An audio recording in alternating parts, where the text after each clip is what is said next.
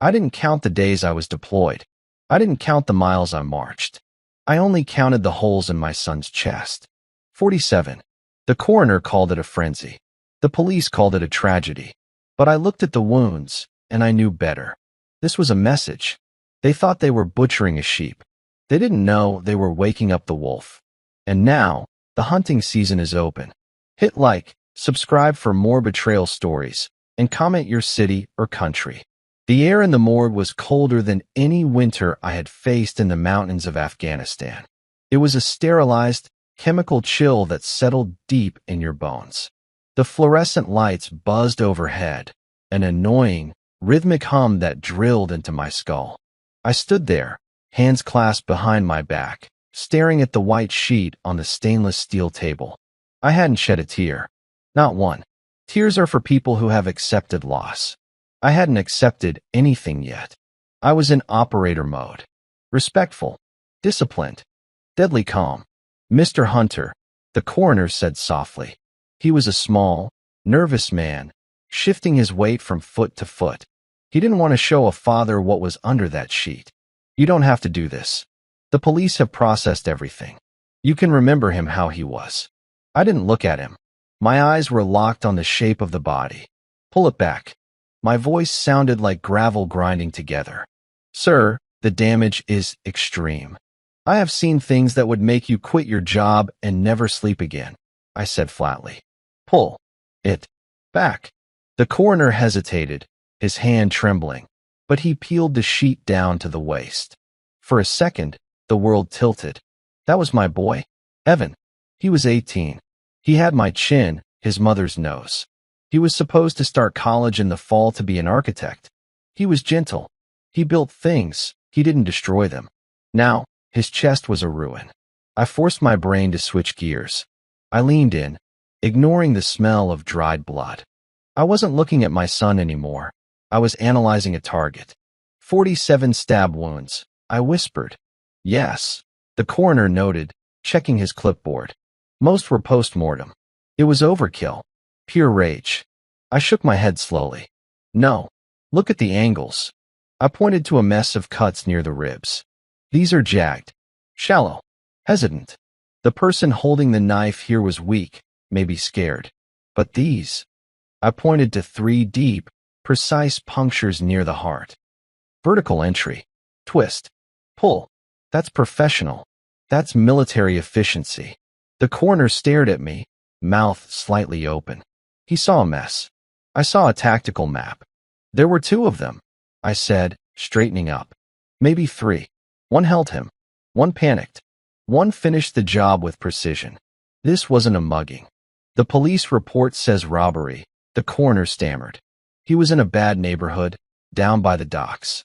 Evan never went to the docks, I said, pulling the sheet back over my son's face. He hated the water. I walked out into the harsh daylight. The city looked the same, people drinking coffee, laughing at phones, but it felt alien. The world had ended, and nobody knew it. A detective was waiting by my truck. Tall, expensive suit, chewing on a toothpick. He didn't look like a man investigating a brutal murder. He looked like a man waiting for lunch. Mr. Hunter? He asked. Detective Julian. I'm lead on the case. I sized him up instantly. Soft hands. Shifty eyes that checked the street behind me instead of meeting my gaze.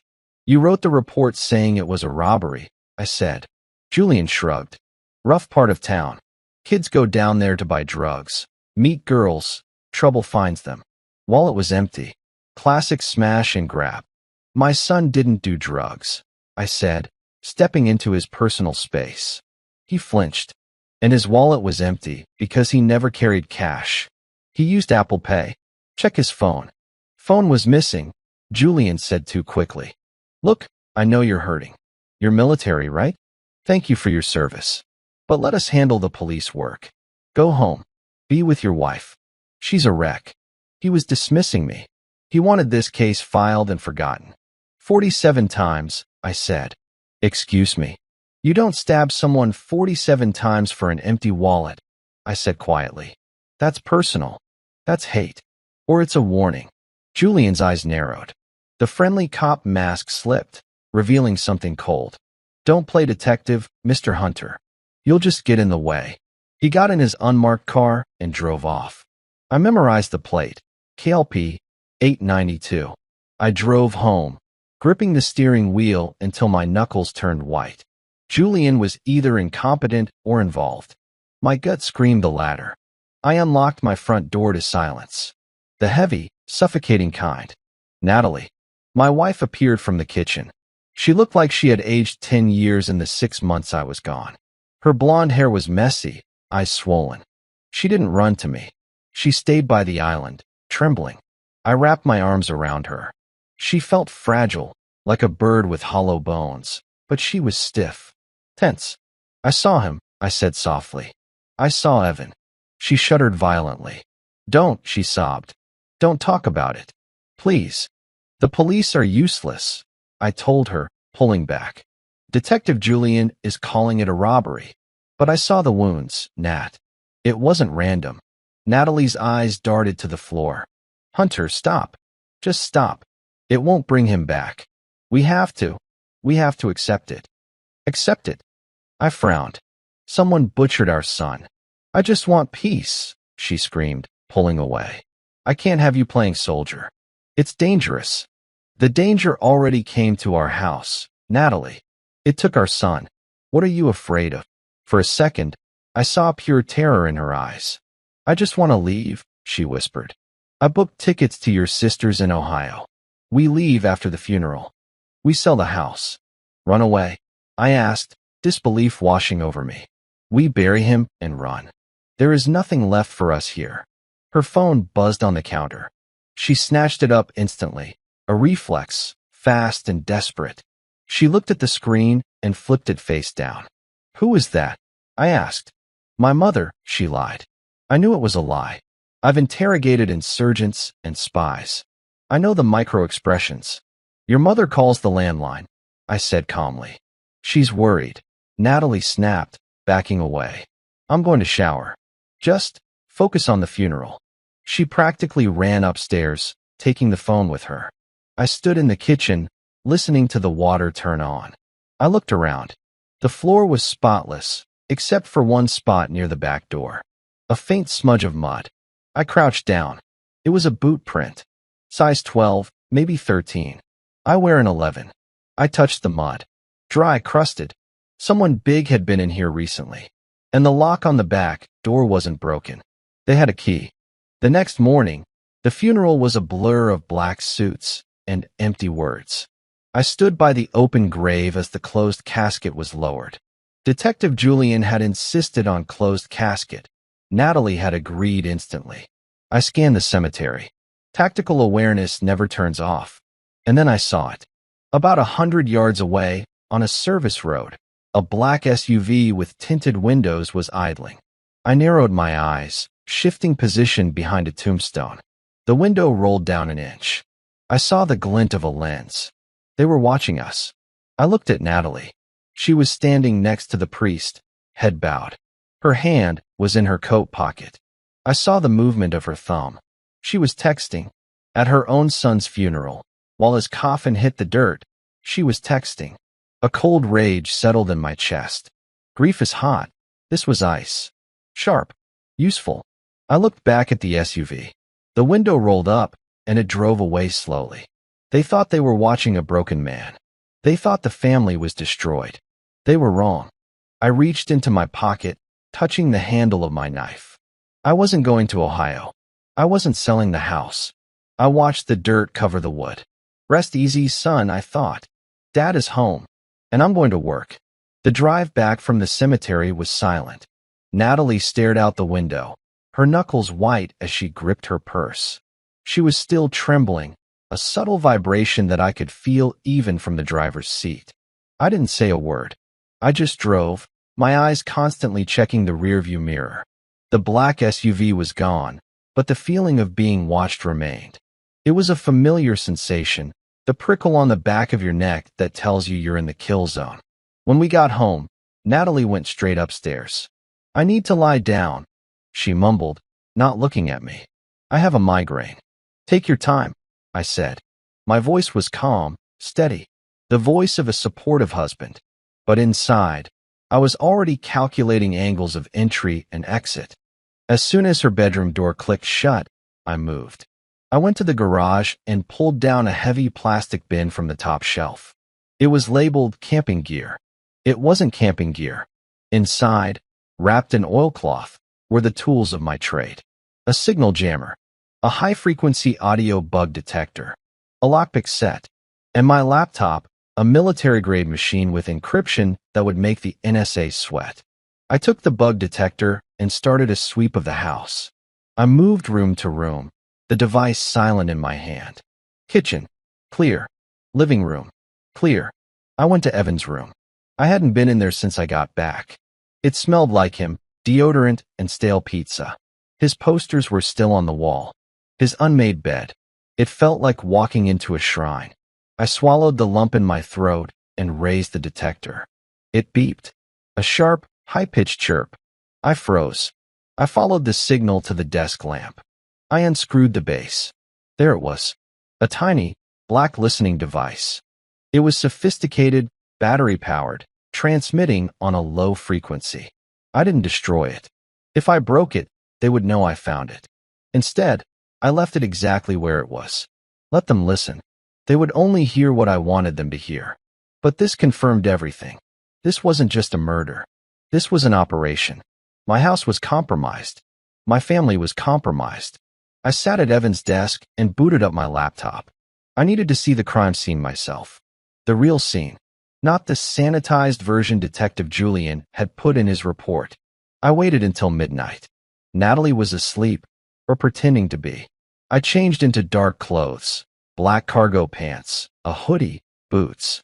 I slipped out the back door, avoiding the squeaky floorboard on the porch.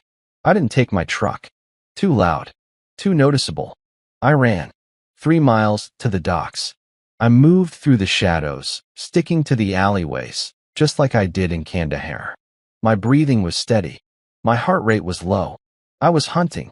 The alley where they found Evan was taped off with yellow police tape, but it was sagging and torn. Nobody was guarding it. Why would they? To Julian, the case was already closed. I ducked under the tape and turned on my tactical flashlight. I kept the beam low, sweeping the ground. The rain had washed away most of the blood, but the stains were still there, dark patches on the concrete. I crouched down. I replayed the coroner's words in my head. 47 stab wounds. I looked at the walls. There were scuff marks on the brick about 5 feet up. A struggle. Someone had been slammed into this wall. Hard. I scanned the ground again. The police had cleared the obvious stuff, but cops like Julian are lazy. They grab the big pieces and ignore the dust. I moved to a storm drain a few feet away from the bloodstain. It was clogged with trash and mud. I shone my light into the grate. Something glittered. It wasn't much, just a tiny flash of copper in the muck. I pulled out my knife and pried the grate open. It groaned, rusted metal grinding against stone. I reached into the slime, my fingers closing around the object. It was a small SD card, the kind that goes in a GoPro or a dash cam. It had been stepped on, pressed into the mud. The plastic casing was cracked, but the chip inside looked intact. Got you, I whispered. Evan didn't have a camera, but he always carried a voice recorder. He used it for his architecture classes to record lectures and ideas. He kept it in his pocket. The police hadn't found a recorder. The killers must have taken it. But maybe, just maybe, Evan had popped the card out before they took it. Maybe he dropped it. Suddenly, headlights swept across the alley entrance. I killed my light instantly and pressed myself into the shadows of a dumpster. A car rolled slowly past the alley. It was a patrol car, but it didn't look like a normal patrol. It was driving too slow. No lights on top. I held my breath. The car paused. The window rolled down. A hand came out, flicked a cigarette but onto the street, and the car moved on. I waited a full 2 minutes before moving. They were patrolling the site. That meant they were worried something had been left behind. I slipped out the other side of the alley and ran home. Back in the garage, I cleaned the SD card with rubbing alcohol and a microfiber cloth. I inserted it into my laptop. My heart hammered against my ribs. Please work. Please work. The screen flickered. Drive damaged. Attempting recovery. I typed in a command line, bypassing the standard error messages. I forced the drive to mount. A progress bar appeared. 10%, 40%, 80%. Recovery complete. There was one file, an audio file, time-stamped the night Evan died. I put on my headphones. My finger hovered over the play button. I didn't want to hear this. No father should ever have to hear his son die. But I had to know. I pressed play. Static. Then footsteps. Fast, heavy footsteps. Panting. Please. I don't have anything. It was Evan's voice. Terrified. Shaking. Shut up, kid. A deep, gravelly voice. Male. Older. Hold him against the wall. Grab his arms. A second voice. Younger, higher-pitched. Nervous. Why are you doing this? Evan screamed. I didn't tell anyone. I swear. I froze. I didn't tell anyone. Tell anyone what? There was a sound of a struggle. Fabric tearing. A sickening thud. You shouldn't have seen what you saw, little man, the deep voice said. Victor doesn't like loose ends. And your mommy? She should have taught you to mind your own business. My blood turned to ice. Your mommy. Then, the sounds of violence began. I won't describe them. I can't. I listened to every second of it. I forced myself to witness my son's pain because I needed to hate these men enough to kill them slowly. Then laughter. The deep voice was laughing. A low, cruel chuckle. 40, 41, 42. The younger voice was counting. He sounded sick, breathless. Is he dead yet? He's got to be dead. Keep going, the deep voice commanded. Make a mess. Make it look like the gangs did it. Then, a new sound. A ringtone. From the killer's pocket. The deep voice answered. Yeah? It's done? Yeah, the kid is gone. No, she doesn't suspect a thing. She thinks he's at the library. Don't worry, boss. The husband is overseas. He won't know anything until he comes back to a closed casket. He hung up. Let's go. Leave the knife. Julian will take care of the cleanup. The recording ended with the sound of running footsteps and the distant wail of a siren. I sat in the dark garage, the silence ringing in my ears. I took off the headphones and laid them gently on the desk. It wasn't a robbery. It was a hit, ordered by someone named Victor, covered up by Detective Julian. And Natalie, your mommy should have taught you to mind your own business. I felt sick, physically ill. My wife was involved. My son had seen something related to her, and he was killed for it. I closed the laptop. I had a name now, Victor, and I had a confirmation on Julian. But I needed a face. I pulled up the audio file again. I isolated the deep voice. I ran it through a spectral analyzer software I had acquired from my last deployment. It matched voice prints against public databases. It took 10 minutes. Match found. 98% probability. Name, Grant the Butcher Kowalski. Affiliation, Lieutenant for the Victor Vane Crime Syndicate. Last known location, the Velvet Lounge, downtown. I stared at the photo that popped up on the screen. A bald man with a scar running through his eyebrow. I memorized his face. I memorized the shape of his skull.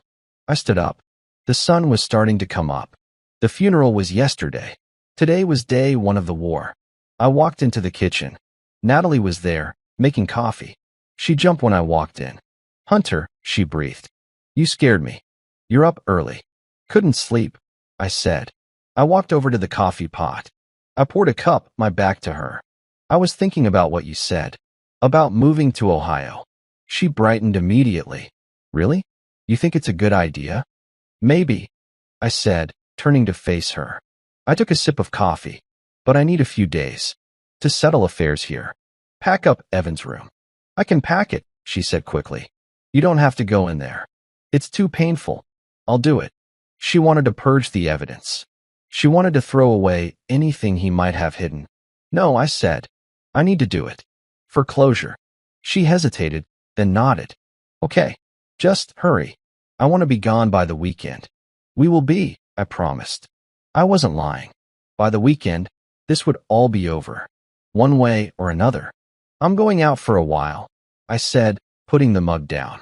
Where? Her eyes narrowed. Suspicious. To the police station, I said. I want to apologize to Detective Julian. Tell him I was emotional yesterday. Tell him we're closing the case and moving. Natalie exhaled, a long sigh of relief. That's good, Hunter. That's really good. Don't make waves. Let's just move on. I won't make waves, I said, grabbing my keys. I walked out the door. I got into my truck. I wasn't going to the police station. I was going to the Velvet Lounge. Grant, the butcher, Kowalski was about to have a very bad day. The Velvet Lounge was the kind of place that looked expensive but smelled like cheap cologne and desperation. It was noon, so the club was closed, but I knew the rats would still be in their nest. I parked 3 blocks away in a public lot. I didn't walk to the front door. I went to the alley in the back. There was a single steel door with a keypad and a camera. I pulled my hoodie up. I didn't hack the keypad. That takes too long.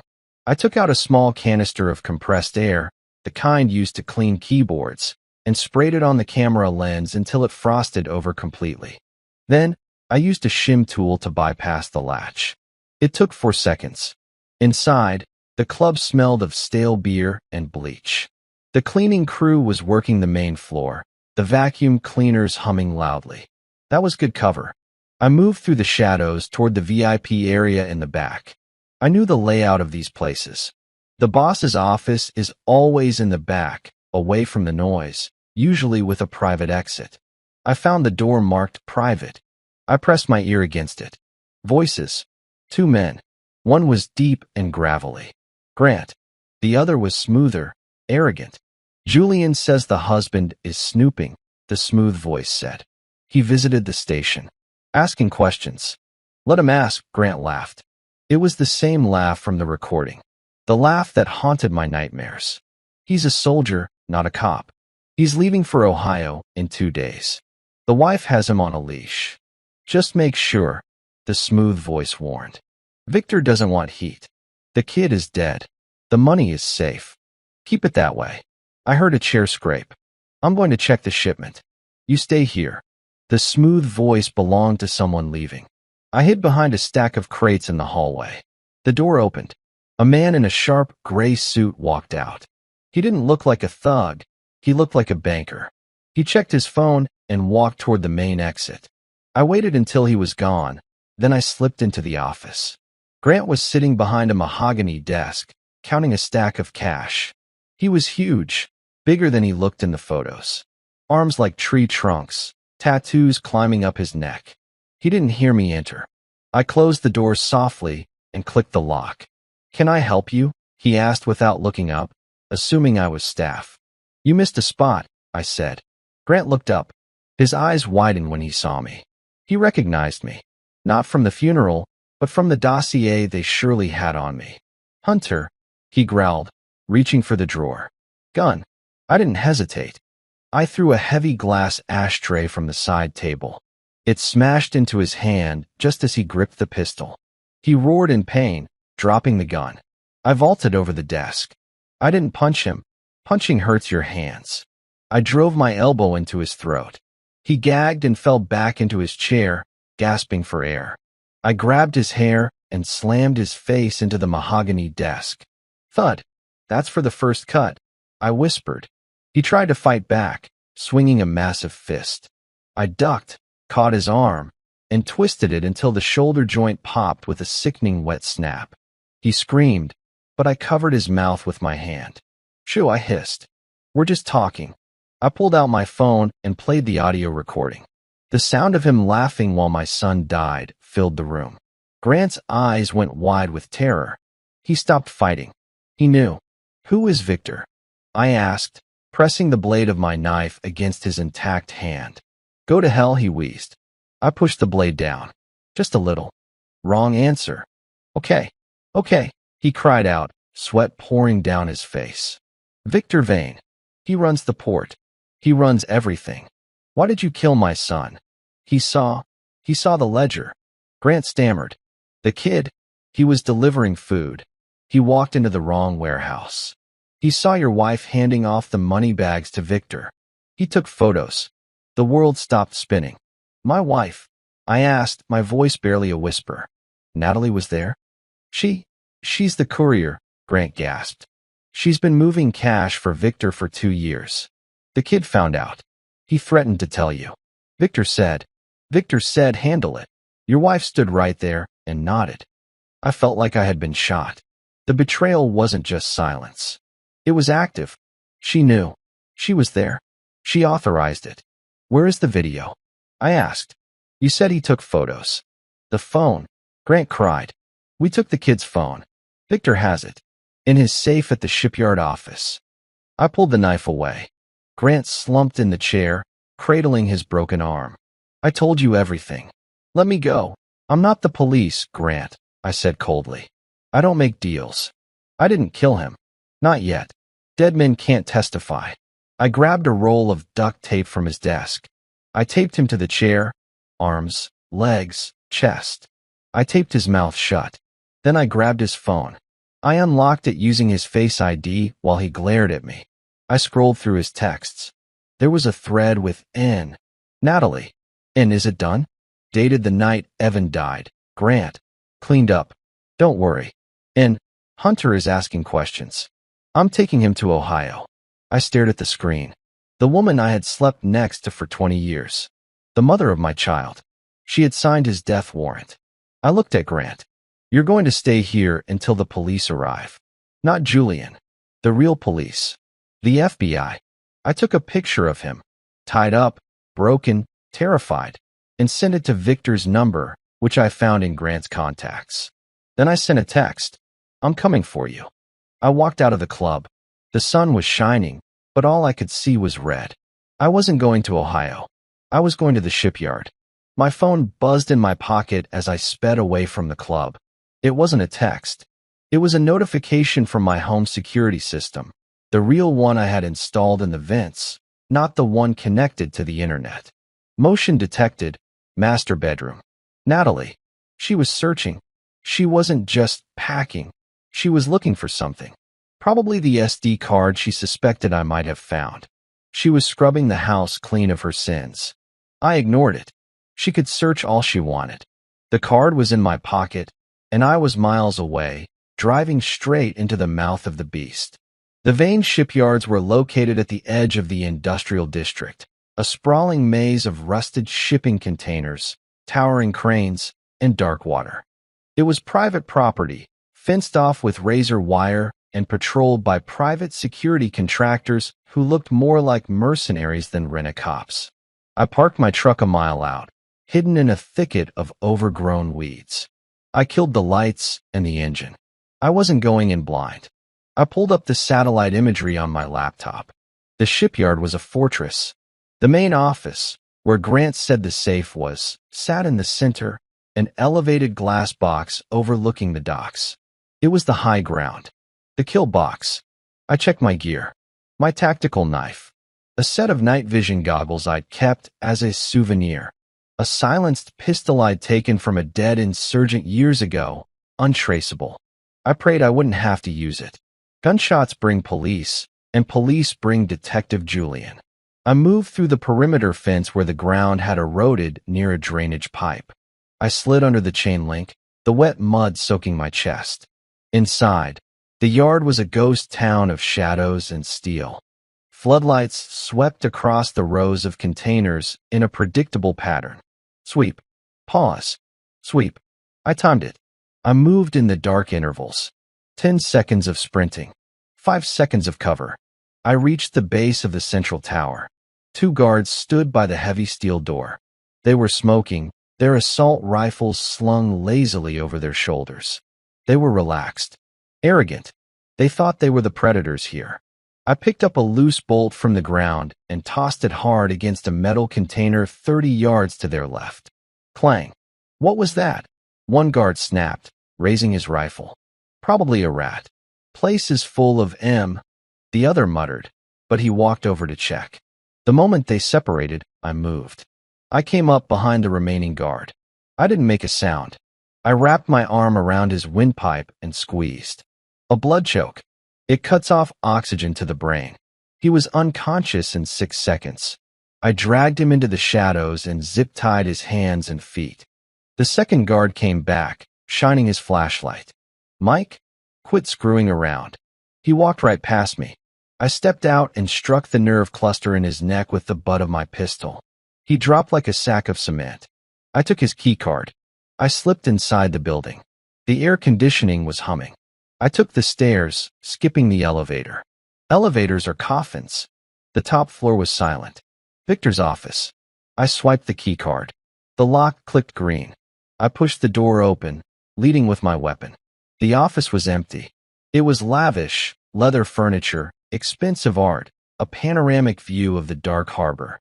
And there, in the corner, was the wall safe. Grant had given me the combination under duress, but people like Victor change codes daily. I didn't bother with the keypad. I pulled a small, high-torque drill from my pack.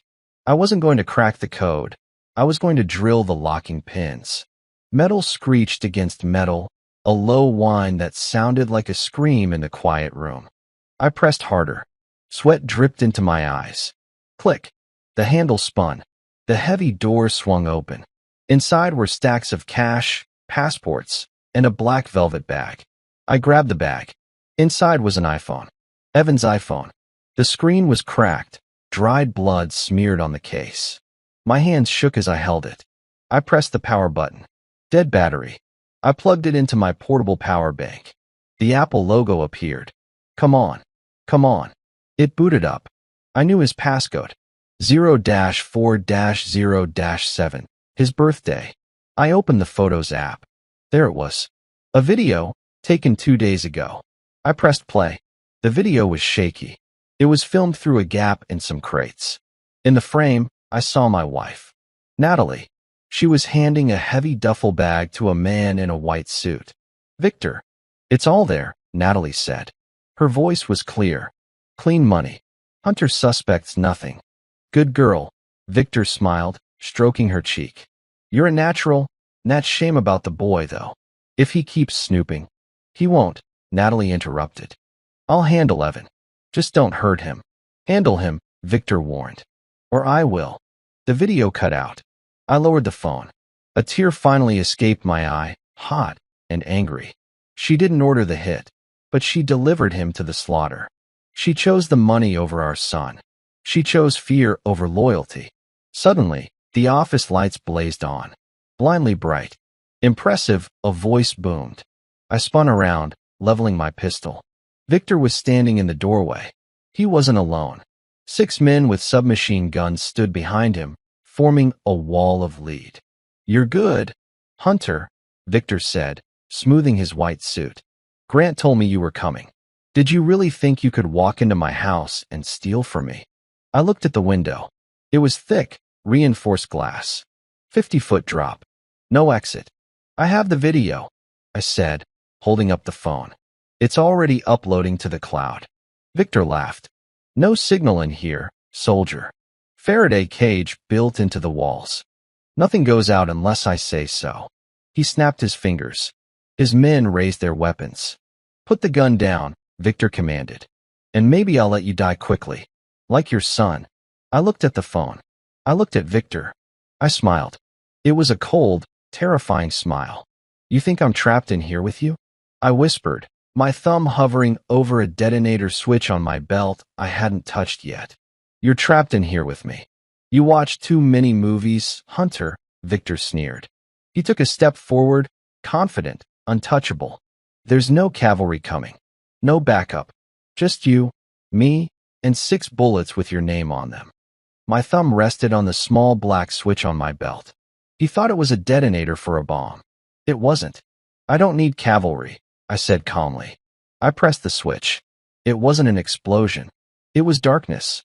I had cut the main power line to the building 5 minutes before I entered the office. I had set a timer on a small thermite charge attached to the junction box in the basement. The office plunged into pitch blackness. The sudden shift from blinding light to absolute zero visibility caused their eyes to lag. But not mine. I had already flipped my night vision goggles down. The room exploded into green hues. "Hold fire. Hold fire," Victor screamed, panic cracking his smooth voice. You'll hit me. Too late. I was already moving. I didn't shoot. The flash would blind me. I moved like smoke. I slid across the polished floor, coming in low. I kicked the knee of the nearest gunman. Snap. He went down screaming. I grabbed his falling body and used him as a shield as the others opened fire. Bang, bang, bang. Muzzle flashes lit up the room like strobe lights, disorienting them further. I fired 2 shots. Uft, uft. 2 guards dropped, clutching their legs. I wasn't killing them. I needed chaos, not corpses. I vaulted over the couch and crashed through the heavy oak door into the hallway, sprinting for the stairs. Get him! Victor roared from the darkness. Kill him! I flew down the stairwell, taking steps 3 at a time. My heart was a piston engine, hammering against my ribs. I had the phone. I had the evidence. Now I just needed to survive. I burst out the side exit into the cool night air. The shipyard alarms were blaring now, a deafening siren that echoed off the water. I ran toward the perimeter fence. I could hear heavy boots pounding the pavement behind me. There, by the containers. Bullets sparked against the metal crates next to my head. Ping, ping. I dove behind a forklift. I was pinned. 3 guards were advancing, rifles raised. I checked my magazine. 4 rounds left. I took a breath. Aim small, miss small. Then, a pair of headlights blinded me. A car screeched around the corner, drifting through the mud and gravel. It wasn't a security vehicle. It was a beat-up sedan. The passenger door flew open. Get in, a voice screamed. I didn't ask questions. I sprinted for the car, diving into the passenger seat just as the rear window shattered from gunfire. The car peeled out, tires smoking, fishtailing toward the gate. I looked at the driver. It was Detective Julian. I raised my gun to his head instantly. Stop the car. Put that away, you idiot. Julian yelled, swerving to avoid a closing security gate. He smashed through the wooden arm, windshield cracking. I'm saving your life. You covered up my son's murder. I roared, pressing the barrel into his temple. Give me one reason not to paint this car with your brains. I didn't cover it up. Julian shouted, sweat flying off his face. I was building a RICO case. I've been investigating Victor for 2 years. If I arrested those thugs for a simple murder, they would have lawyered up and walked in a week. I needed the big fish. I needed Victor. I froze. You were waiting. I was protecting the investigation. Julian slammed on the brakes as we hit the main road, merging into traffic. He ripped the toothpick out of his mouth and threw it on the dash. I knew they killed your boy. It made me sick, but I couldn't move until I had the link to Victor. And then you showed up, playing Rambo, blowing my whole operation. I lowered the gun slowly. You let me think you were dirty. I had to act dirty. Julian snapped. Victor has eyes everywhere. If he thought I was a good cop, I'd be dead. I had to play the lazy, corrupt detective so he would trust me. He glanced at me, his eyes wild. You have it, don't you? The phone. I patted my pocket. I have it. Good. Julian exhaled, gripping the wheel. Because we can't go to the station. Victor owns the chief. He owns half the precinct. If we bring that phone in, it disappears. Then where are we going? Julian looked in the rearview mirror. Safe house. My ex-wife's cabin in the woods. Nobody knows about it. We drove in silence for 10 minutes. My adrenaline was fading, replaced by a cold, hard knot in my stomach. Julian wasn't the villain. He was just a man playing a different game. My wife, I said quietly. Is she part of your investigation? Julian sighed. A heavy, sad sound. Natalie, she's not a mastermind hunter. She's a victim who made bad choices. She got into debt, gambling, online casinos. Victor bought her debt. He owned her. She started moving money to pay him back. She let him kill Evan. I whispered. She didn't know about the hit, Julian said. I have the wiretaps. After Evan died, she called Victor screaming. She was hysterical. He told her if she didn't shut up and play along, you were next. I stared out the window. It didn't matter. She had brought the devil into our house. We pulled up to a small, dark cabin deep in the woods. Julian killed the engine. We lay low here, he said. Tomorrow, I call the feds. We bypassed the local PD entirely. We got out. The woods were silent, peaceful. I walked up to the porch, my boots crunching on dry leaves. Julian unlocked the door. Go inside, he said. There's whiskey in the cabinet. You look like you need it. I stepped into the dark cabin. I reached for the light switch. Click. The light didn't turn on. Instead, a red laser appeared on Julian's chest. Hunter drop. I screamed. Whip. A single, suppressed shot. Julian's head snapped back. He crumpled to the porch, a dark hole in the center of his forehead. I dove to the floor, rolling behind a heavy, overturned table. Come out, Hunter. A voice called from the shadows of the living room. It was a woman's voice, shaking, terrified, but holding a gun. I peered over the edge of the table. Natalie was standing there. She was holding a pistol with both hands, tears streaming down her face. Behind her stood 3 of Victor's men. I'm sorry, she sobbed. I'm so sorry. He made me choose. It was you or me. She had sold me out. Again, the smell of gunpowder hung in the air, sharp and metallic. Julian lay on the porch, staring up at the moon with dead eyes. The only friend I had left in this city was gone, and the woman I loved was holding the smoking gun. Drop it, Natalie, I said.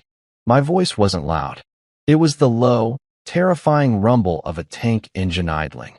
I can't, she screamed, the pistol shaking in her hands. Victor said. He said if I kill you, he wipes the debt. He lets me live. The 3 men behind her stepped into the light. They were professionals. Body armor. Suppressors. They weren't here to negotiate. They were here to supervise the execution. Do it, lady, the lead guard growled. Or we kill you both and burn this cabin down. I looked at Natalie. I looked into the eyes of the woman who had held my hand while I deployed, the woman who had birthed my son. I searched for a shred of the person I used to know. I found nothing. Just fear. Selfish, consuming fear. You already killed our son, I said, sliding my hand toward the spare magazine on my belt. Are you going to kill his father too? I didn't kill Evan, she sobbed. I just looked away. Looking away is the same thing as pulling the trigger. Her hand wavered. The barrel of the gun dipped. That was my window. The lead guard saw her hesitation. Useless cow, he muttered, raising his rifle to shoot her in the back of the head. I moved. I didn't shoot Natalie. I shot the man behind her. Pop, pop. 2 rounds to the chest. He dropped before his finger could squeeze the trigger. The other 2 guards reacted instantly, opening fire. The cabin exploded into chaos. Wood splinters flew like shrapnel. Bullets tore through the couch, the walls, the air. I dove low, sliding across the floorboards. I wasn't just a soldier. I was a ghost in the dark. I kicked the legs out from under the second guard, sending him crashing onto the coffee table. I finished him with a knife strike to the collarbone. Silent. Permanent. The third guard panicked. He grabbed Natalie by the hair, using her as a human shield, pressing his gun to her temple. Drop it, he screamed at me. I'll paint the wall with her. Natalie shrieked, clawing at his arm.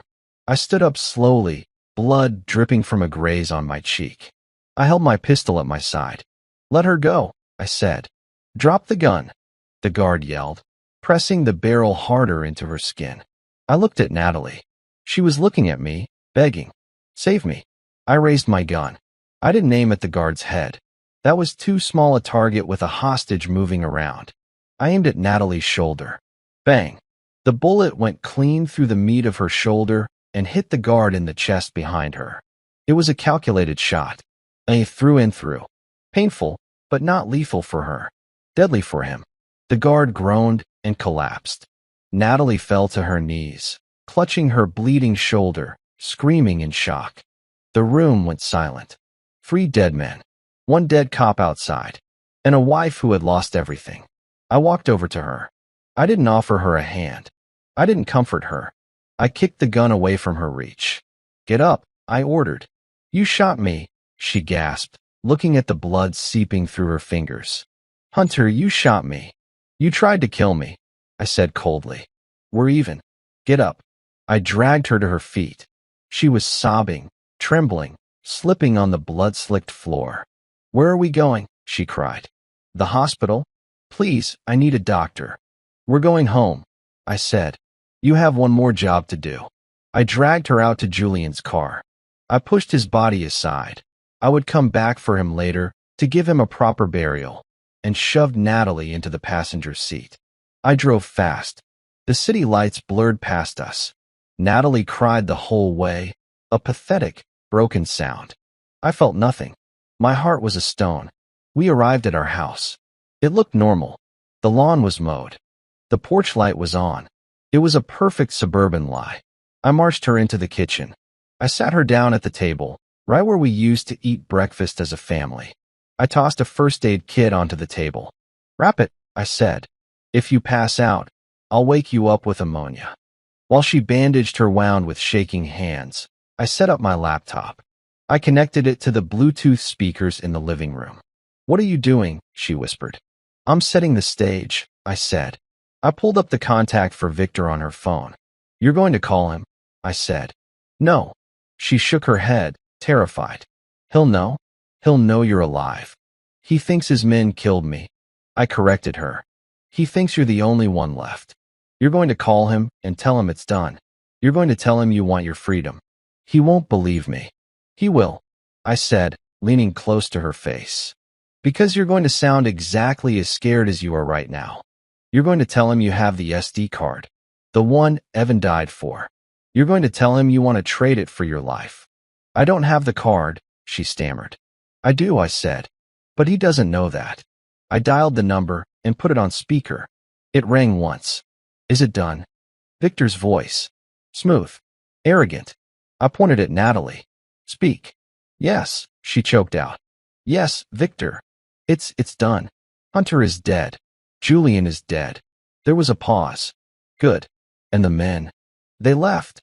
She lied, reading the script I had written on a napkin. They said the job was finished. But Victor, I have the card. I found it in Hunter's pocket. Silence. The line crackled. Bring it to me, Victor said. No, Natalie said, her voice trembling with real fear. No more warehouses. No more docks. I want to meet in public. Neutral ground. Or I upload it to the FBI. Victor laughed. A low, dangerous sound. You're developing a spine, Nat cute. Where? I wrote a location on the napkin. The old rail yard. Sector 4. The old rail yard, she said. Sector 4. In 1 hour. Alone. I'll be there, Victor said. But Nat? If you're playing games, I'll peel your skin off. The line went dead. Natalie dropped the phone. She looked at me, her face pale, her eyes hollow. He's going to kill me, she whispered. He's going to try, I said, checking the magazine of my pistol. But he's not walking into a meeting. He's walking into a funeral. I grabbed my gear bag. Let's go, I said. It's time to end this. The old rail yard was a graveyard of steel.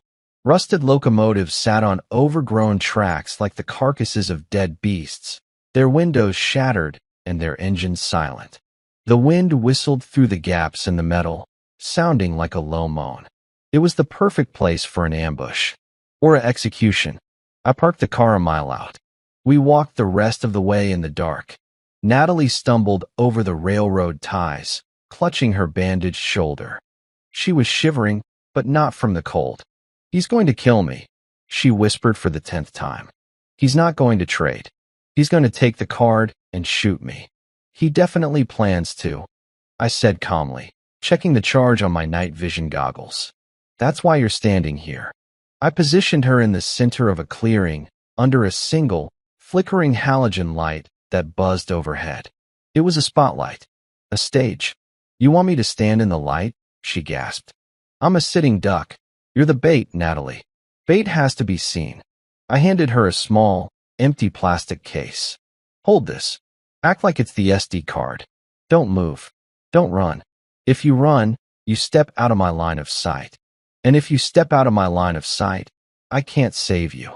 Where will you be? She asked, looking around the pitch-black yard. Everywhere, I said. and then I vanished. I didn't hide behind a box. I climbed. I scaled the side of a rusted coal car, settling into the shadows 20 feet above the ground. From here, I could see everything. I had the high ground. I had the angles. 10 minutes later, they arrived. I felt them before I saw them. The vibration of heavy engines rumbling through the tracks. Then, the blinding beams of headlights cut through the darkness. 3 SUVs. Black. Armored. They rolled into the yard like sharks entering a reef. They parked in a semicircle around Natalie, trapping her against a train car. Doors opened. Boots hit the gravel. 12 men. Victor didn't come alone. He brought a platoon. He wasn't taking chances. The men fanned out, weapons raised. AR-15s. Shotguns. They scanned the perimeter. They were looking for a threat, but they were looking at eye level. They forgot to look up. Finally, the back door of the middle SUV opened. Victor stepped out. He looked impeccable in a gray suit, a cashmere coat draped over his shoulders. He didn't look like a thug. He looked like a CEO. He walked toward Natalie, smiling. "Natalie," he said, spreading his hands. "You look terrible, darling. Rough night. Just give me the deal," Natalie stammered, holding up the plastic case. "I give you this. You let me walk." That was the agreement. Victor laughed. It was a dry, soulless sound. "Oh, Nat, you know how business works. Agreements are for people with leverage. You have none." He snapped his fingers. 2 of his men stepped forward, aiming their rifles at her chest. "Give me the card," Victor said, his voice dropping to a growl. "And I'll make it quick." Natalie sobbed, backing up against the train. "You promised." "I lied," Victor smirked. "Grab it." One of the guards reached for the case. Click. The sound wasn't a gun. It was the breaker box on the nearby pole that I had rigged with a remote switch. The single halogen light above them popped and died. Total darkness. For 3 seconds, the yard was pitch black. "Lights. Get the flashlights." Victor screamed. Beam after beam cut through the dark, dancing wildly. But in those 3 seconds, I had moved. I dropped from the top of the train car, landing silently behind the 2 guards closest to the rear SUV. I didn't use a gun. A gun has a muzzle flash. A muzzle flash gives away your position. I used a karambit, a curved tactical knife. Slash. Slash. 2 men dropped, clutching their hamstrings, unable to stand. They screamed, but the sound echoed off the metal trains, making it impossible to pinpoint the source. "Contact rear," one guard yelled, spinning around and firing blindly into the dark. Rat-a-tat-tat. Sparks flew off the steel wheels. "Cease fire, you idiots."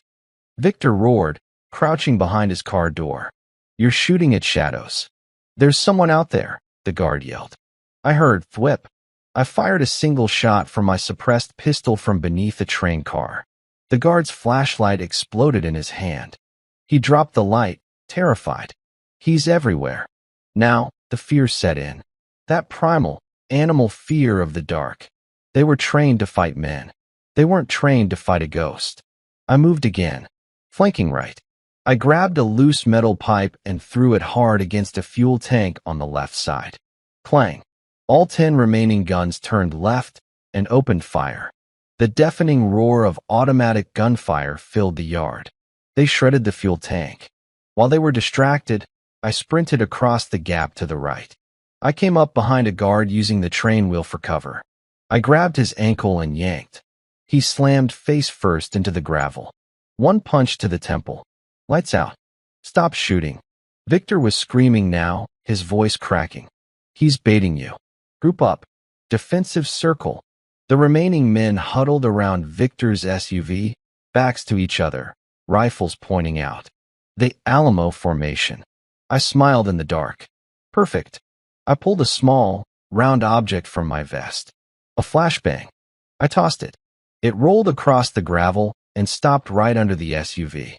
"Grenade," one of them screamed. Boom. A blinding white flash and a concussion wave that rattled teeth. It didn't kill them, but it disoriented them completely. Their ears were ringing. Their eyes were useless white spots. I stepped into the light of their headlights. I didn't run. I walked. I shot the tires of the SUV. Pop, pop, pop, pop. No escape. I shot the weapons out of the hands of the two men still trying to aim. My aim was surgical. I wasn't panicked. I was working. The men were stumbling, blind and deaf. I walked past them, striking with precise, calculated blows. A kneecap here. A solar plexus there. I wasn't killing them. I was disabling them, leaving them writhing in the dirt. Within 60 seconds, the army was gone. Just a pile of groaning bodies and useless weapons. Only one man was left standing. Victor. He was leaning against the car, rubbing his eyes, trying to clear his vision. He held a small silver pistol, waving it wildly. "Show yourself," he screamed. "Show yourself, you coward." I stepped out of the smoke, 10 feet in front of him. I lowered my gun. "I'm right here," I said. Victor froze. He blinked, his vision clearing enough to see me. He saw the tactical gear, the blood on my knuckles, the cold, dead look in my eyes. He raised his gun to shoot me. I didn't flinch. "Look at your chest, Victor." He looked down. A single red laser that was dancing over his heart. It wasn't a sniper. It was a laser sight I had taped to the railing of the train car behind me, aimed at a fixed point. It was a bluff. A simple, 50-cent laser pointer. But Victor didn't know that. He thought I had a sniper team. He dropped the gun. It clattered on the stones. "Okay," Victor breathed, raising his hands. "Okay, you won. Let's talk. Money? I have millions. You want your wife? Take her. Just, let's make a deal." I walked up to him. I kicked his gun away. "I don't want your money," I said, grabbing him by the lapels of his expensive coat. I slammed him against the side of the SUV. "And I don't want a deal." I leaned in close, so he could smell the gunpowder on me. "I want you to feel what my son felt. Helplessness." Victor wasn't tough. Without his army, without his guns, without his money, he was just a man in a dirty suit. He trembled in my grip, his eyes darting around for help that wasn't coming. "Please," he whimpered. "I can give you names. I can give you politicians. Judges. I run this city. You ran this city," I corrected him. I spun him around and zip-tied his wrists behind his back. I didn't be gentle. I pulled the plastic ties until they bit into his skin. He yelped. I dragged him over to where Natalie was still crouching, clutching her fake SD card. She looked up at me, then at Victor. Her face was a mask of shock. She had expected to die. She hadn't expected to see the monster who owned her life reduced to a shivering prisoner. "Get up," I told her. "Open the trunk." She scrambled to obey, popping the trunk of Victor's own armored SUV. I shoved Victor inside. He curled up, trying to protect his head. "Where are you taking me?" "The police." "Julian is dead. You have no witnesses." "I don't need witnesses," I said, slamming the trunk shut. I turned to Natalie. "Get in the car. You drive." "Me?" She blinked. "Where?" "To the one place he thinks he's safe." We drove back to the city, straight to the Vane Tower, Victor's corporate headquarters. It was a glass needle piercing the skyline, a monument to his ego. We parked in the underground garage. I marched Victor and Natalie into the private elevator. I used Victor's thumb, pressing it forcibly against the sensor, to unlock the penthouse floor. The elevator doors opened into a sprawling office that looked more like a palace. Floor-to-ceiling windows overlooked the entire city. The lights of the harbor twinkled below, the same harbor where my son died. I threw Victor into his leather chair. I tied him to it with duct tape, just like I had done to Grant. "What is this?" Victor spat, trying to regain some composure now that he was back in his domain. "You going to torture me here?" "My security will do a sweep in 10 minutes. "Your security is busy," I said, walking over to his massive computer desk. "They're dealing with a fire at the shipyard." I said it on the way out. I sat down at his computer. "Password." Victor sneered. "Go to hell." I didn't hit him. I didn't have to. I pulled the real SD card, the one from the storm drain, out of my pocket. I held it up. "This little chip," I said, "doesn't just have audio of my son's murder." I checked the rest of the files. Evan was smart. He didn't just record the killing. He had been recording everything for weeks. He recorded Natalie talking about the offshore accounts. He recorded you ordering the hit on the union leader last month. Victor's face went pale. That's inadmissible. Obtained illegally. I'm not going to court, Victor. I plugged the card into his computer. Then I plugged in a flash drive of my own. I'm hacking your system, I said, typing furiously. But I'm not stealing your money. That's too easy. I hit enter. A progress bar appeared on the massive wall-mounted screen. Uploading to irs.gov/fbi.gov/darkweb_leaks. What are you doing? Victor screamed, struggling against the tape. I'm sending your entire ledger. Every bribe, every murder, every laundered dollar, to the 3 groups of people who will hate you the most, I said calmly. The FBI will arrest you. That's prison. The IRS will strip you. That's poverty. But the dark web leak? That goes to the cartels you've been ripping off for years. That's death. Victor's eyes bulged. No, you can't. They'll kill my family. They'll kill everyone. Now you know how it feels, I said. To know your family is in danger and you can't do a damn thing about it. I hit the final key. Sent. The screen flashed green. Transfer complete. His phone on the desk started buzzing instantly. Then the landline. Then his tablet. It was a cacophony of ringtones. That's your empire collapsing, I said. Every partner, every rival, every corrupt cop is seeing your dirty laundry right now. You're radioactive, Victor. Nobody will touch you. Nobody will save you. I stood up and walked over to him. I pulled my knife out. Victor squeezed his eyes shut, waiting for the blade. I cut the tape on his left hand. What? What are you doing? He gasped, confused. I placed a single bullet on the desk in front of him. Then I placed his own silver pistol next to it. Empty, except for 1 round I loaded into the chamber. I'm leaving, I said. The police are coming. The cartels are coming. You have about 5 minutes before the first siren gets here. I leaned in close. You can face them. You can rot in a cell for the rest of your life, looking over your shoulder, waiting for a shank. Or, I nodded at the gun. You can take the easy way out. I turned my back on him. It was the ultimate insult. I didn't fear him. He wasn't a threat anymore. He was a ghost. Come on, I said to Natalie. We walked to the elevator. Hunter. Victor screamed behind us. It was a raw, broken sound. You can't leave me like this. Fight me. Finish it. I didn't turn around. I already did. The elevator doors closed. As we descended, I heard a sound from the penthouse above. A single muffled bang. I didn't flinch. He's dead, Natalie whispered, tears streaming down her face. He was dead the minute he touched my son, I said. The elevator reached the lobby. I walked out. Where are we going now? Natalie asked, following me like a lost dog. Are we safe? I stopped at the glass doors. I looked at the reflection of the city. I asked. I turned to look at her. There is no we, Natalie. Natalie froze. The color drained from her face, leaving her looking like a wax statue. What do you mean? I mean the partnership is over, I said. You were useful for the mission. You were the bait. You were the key to Victor. But the mission is done. But I helped you, she cried, reaching for my arm. I stepped back. I saved you at the cabin. I called Victor. I did everything you asked.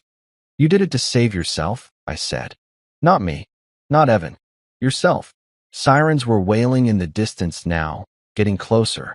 Blue and red lights flashed against the glass of the lobby. The police, Natalie gasped. We have to go? Hunter, take me with you. We can go to Ohio. We can start over. I shook my head slowly. I'm not going to Ohio. And neither are you. I pulled a small envelope from my tactical vest and tossed it at her feet. What is this? She asked, her hands shaking so hard she could barely pick it up. It's a copy of the wire transfer you made last week, I said. $50,000 of Victor's money moved into an account in your mother's name. And a printout of the text where you told Grant the best time to handle Evan. She stared at the papers, her mouth opening and closing soundlessly.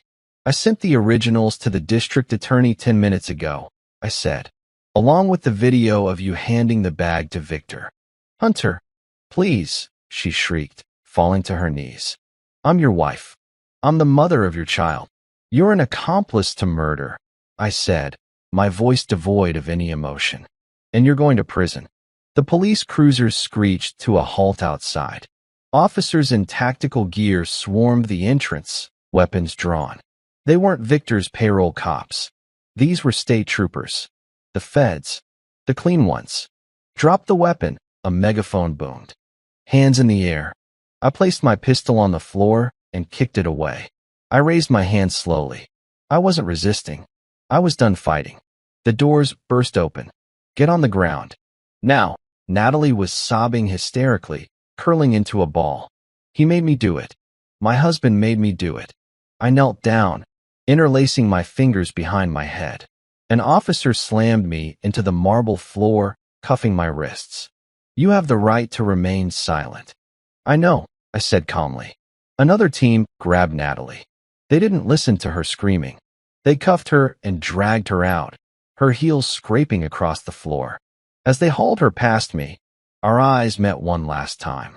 Hunter, she screamed. Why? Why did you do this?